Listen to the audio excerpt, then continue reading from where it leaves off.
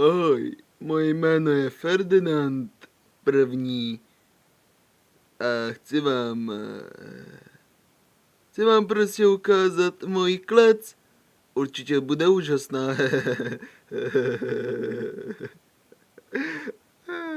Bude se vám líbit.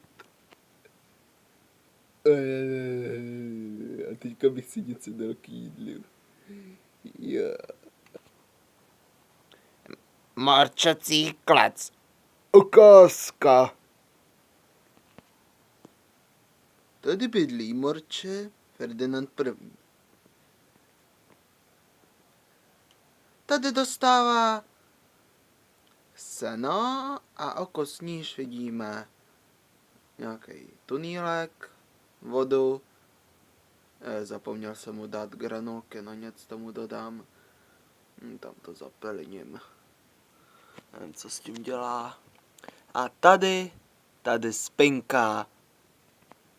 Říkáte si, proč nespím v baráčku? Jednoduché řešení. Jsem línej vylízt ty schody.